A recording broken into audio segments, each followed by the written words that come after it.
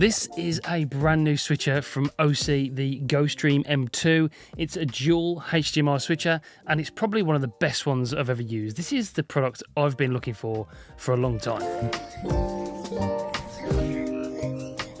So this is the switcher. I can switch it to the overhead shot. It's a dual HDMI switcher, which means you can have two inputs inside of this switcher, and then there's other features built in. It's very simple, but it does something that really is very useful for a lot of streamers, a lot of podcasters, a lot of even people that are recording videos and just want to monitor their video on a monitor like I do. That's how I'm going to be using this primarily. It comes in the box like so. This box is very, very nice. It's a hard case and it comes in there so you can transport this. So if you're out and about, you want to do a live stream with your laptop, you can use this as a live switcher. Everything is in here that you need. You get the USB-C cable to connect it to your computer for the out. You get a HDMI cable, which you can plug into the out source to monitor it on a monitor or a TV screen or a projector. And then you got very comprehensive instructions in here that are really simple and easy to use. So it's portable, easy to use out and about, and that's what I really like about it. So let's look at the ports. You've got USB-C, which connects to the computer like I mentioned. You've got HDMI out, and then you've got two HDMI inputs. I've currently got my Sony ZV-E1 plugged into it, and then my RX100 above there for the overhead shot. Hi, how you doing? Overhead shot. And then underneath here, you've got microphone for obviously plugging a microphone into it. You've got a line in for adding a mixer or amplifier into here. And then you've got a headphone monitoring port as well. So you can actually run your audio through here as well if you want to. I'm recording my audio separately through the Rodecaster over there, but that's just my choice. You can use this fully for audio. You can even plug a wireless microphone system into this, like the Rode Wireless Pro, to get some really good wireless audio. Okay, the buttons on the top are relatively simple. Basically, you've got split screen, which is this one here, and then we've got a side-by-side screen, which is this one here, which is great. And then you've got a up and down zoom button. So I can actually press the down zoom button and it goes out like this to have the shot, and the same with the top and bottom shot. We can have it like this, or we can zoom in like that. You can't quite see me, but you get the gist. Then we've got picture in picture as well. With just a one tap of a button, we can go to picture in picture like so. So we've got the overhead shot, and we've got the shot of me in the corner, you can see. Then you've got the zoom and the zoom out buttons, which you can actually change the size of the picture-in-picture. That's something I've been looking for from switchers for a long, long time, and it's very simple. I mean, how simple is that? We can go down all the way to really small. I mean, you can barely see me in the corner, and then we can zoom in all the way to see me like so.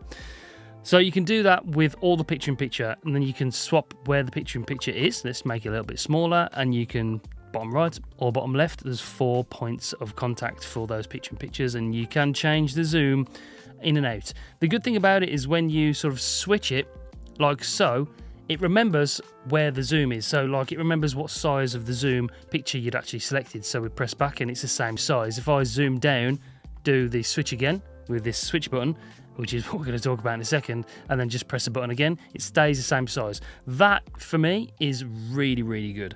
So top down shot, one shot here, picture in picture, split screen, side split screen. We can zoom in and out of all these features. So simple, it works so well. Oh my God, I've been waiting for this for a long time. Not only that, if we've got picture in picture here, let's make that a little bit bigger. We've got this button here, which is basically switching. Let's put that down. So this button here is switching the frames between each other. So we've got picture in picture, we can just press that button and it swaps the frames around just easily like that. So if you're talking to the camera, you want to overhead shot, we want to zoom down a little bit so you can see what I'm talking about here, but then I want to get me in the frame and talk about it a little bit more, and then we want to switch back to the product. It's so easy. I can't explain to you how good this is. It's fantastic. Specs wise, you can have 4K input into this. So if you're a gamer, you can have one input from your gaming, your PC, your PlayStation, whatever you're doing, and then the other input will be your FaceTime camera, like this one over here.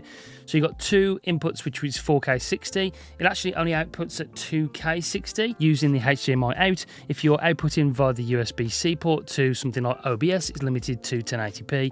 But for most streaming situations, for Twitch, YouTube, that is plenty. It's the sort of staple really. Not many people stream in full 4K, but you've got 4K input, which is still getting good quality out to that 1080 output or 2K output via the HDMI there. So, you know, if you're a gamer, you're a live streamer, you're a podcaster, or you're going to be using it like I'm going to be using it as just sort of a monitoring device on a monitor, this is fantastic. It's definitely the thing I've been looking for a long time now, and I'm very impressed with it.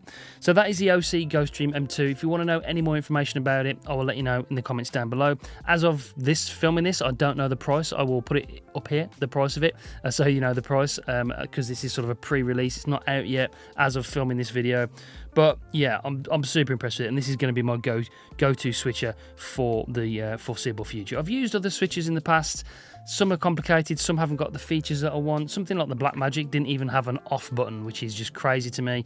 And for something so expensive, you'd expect an off button. So this one covers everything I want from a HDMI switcher for streaming.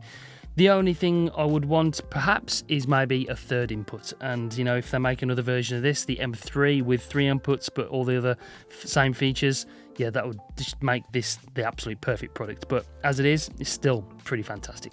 Okay, that's it for this one. If you want to grab one of these, there'll be a link in the description down below. This is not a sponsored video. This is just my personal opinion about this product. I really like it. They did send it to me for free to test, but like I said, not sponsored. My own views and thoughts. If you like this kind of content, make sure you do subscribe, press the bell so you don't miss any future uploads. And you know, you might like this video over here, or you might want to check out this one over here. Until next time, I'll see you on the next one. Bye.